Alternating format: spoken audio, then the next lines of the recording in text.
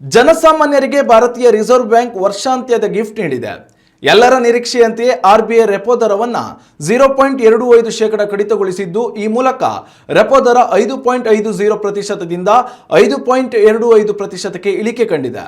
ಈ ಸಂಬಂಧ ಮಾಹಿತಿ ನೀಡಿದ ಗವರ್ನರ್ ಸಂಜಯ್ ಮೆಲೋತ್ರಾ, ಹಣಕಾಸು ನೀತಿ ಸಮಿತಿ ಅಲ್ಪಾವಧಿಯ ಸಾಲ ದರ ಅಥವಾ ರೆಪೋ ದರದಲ್ಲಿ 25 ಮೂಲಾಂಶದಷ್ಟು ತಗ್ಗಿಸಲು ಸರ್ವಾನುಮತದಿಂದ ನಿರ್ಧರಿಸಿದೆ ಎಂದು ಹೇಳಿದ್ದಾರೆ.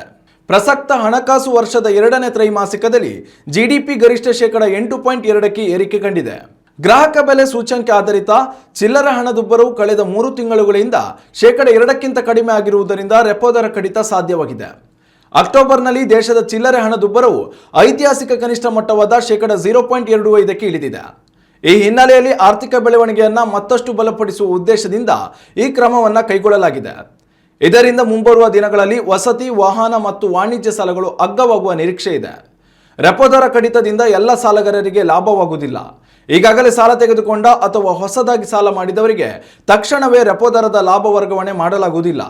ಬ್ಯಾಂಕುಗಳು ಬಡ್ಡಿದರ ಇಳಿಕೆ ನಿರ್ಧಾರ ಮಾಡಿದ ಬಳಿಕ ಇಎಂಐ ಇಳಿಕೆ ಆಗಲಿದೆ. ರೆಪೋ ಆಧಾರಿತ ಬಡ್ಡಿ ವ್ಯವಸ್ಥೆ ಹೊಂದಿದ್ದ ಸಾಲ ತೆಗೆದುಕೊಂಡವರಿಗೆ ಮಾತ್ರ ಈ ವರದಾನ ಸಿಗಲಿದೆ. ಆದರೆ ಸರ್ಕಾರಿ ಸ್ವಾಮ್ಯದ ಬ್ಯಾಂಕ್ ಆಫ್ ಬರೋಡಾದಿಂದ ತಕ್ಷಣವೇ ಬಡ್ಡಿ ದರ ಇಳಿಕೆ ಮಾಡಿದೆ.